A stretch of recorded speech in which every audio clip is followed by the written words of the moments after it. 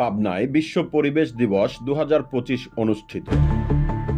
পাবনা থেকে আমাদের প্রতিনিধি রহমতুল্লাহ দোলনের পাঠানো তথ্যচিত্রে ডেস্ক রিপোর্ট। বুধবার 25 জুন সকাল 10টায় পাবনা পরিবেশ অধিদপ্তরের আয়োজনে র্যালি, আলোচনা সভা ও পুরস্কার বিতরণীর মধ্য দিয়ে জেলা শিল্পকলা হলে বড় পরিসরে বিশ্ব পরিবেশ দিবস 2025 অনুষ্ঠিত হয়েছে। সকালে জেলা প্রশাসক মোহাম্মদ মফিজুল ইসলামের নেতৃত্বে তার কার্যালয়ের সামনে থেকে এক বর্ণাঢ্য র্যালি করে জেলা শিল্পকলা একাডেমিতে এসে আলোচনায় মিলিত হয়। প্রধান অতিথির বক্তব্য দেন জেলা প্রশাসক কার্যালয়ের অতিরিক্ত জেলা ম্যাজিস্ট্রেট উম্মে তাবাসসুম।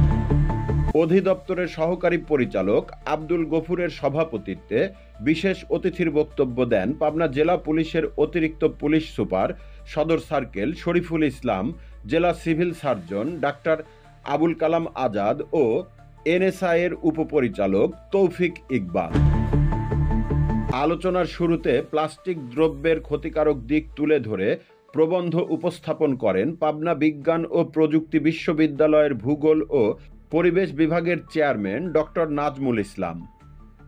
এরপর অধিদপ্তরের পক্ষ থেকে মাইক্রোপ্লাস্টিকের ক্ষতিকারক দিক ও এর থেকে উত্তরণের উপায় বিষয়ক ছোট একটি ভিডিও ক্লিপ উপস্থাপন করা হয়।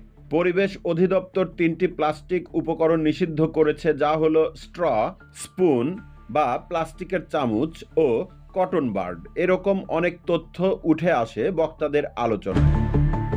পাবিপ্রবী শিক্ষার্থী কুমারী সঞ্চিতা রানী মহন্তর সঞ্চালনায় অনুষ্ঠানে আরও উপস্থিত ছিলেন ইসামতি নদী উদ্ধার আন্দোলন পাবনার সভাপতি সহকারী অধ্যাপক SM মাহবুব আলম, জেলা রোভার স্কাউটের সাধারণ সম্পাদক আলী আকবর মিয়া রাজু, বিভিন্ন সাংস্কৃতিক সংগঠনের নেতৃবৃন্দ, স্কুল কলেজের শিক্ষার্থী, সুশীল সমাজ, সাংবাদিক সহ কয়েক শত নারী ও পুরুষ। আলোচনা শেষে চিত্রাঙ্কনে বিভিন্ন বিদ্যালয়ের শিক্ষার্থী, আইন প্রয়োগ করার জন্য জেলা প্রশাসক, পুলিশ সুপার সদর ইউএনও নাহারুল ইসলাম, সহকারী ভূমি কমিশনার মুরাদ হোসেন ও অধিদপ্তরের সহকারী পরিচালক গফুরকে পুরস্কৃত করা হয়। উল্লেখ্য, 5 জুন দিবসটি উদযাপন করার কথা থাকলেও ঈদের ছুটির কারণে 25 জুন পালন করা হয়। CNF TV।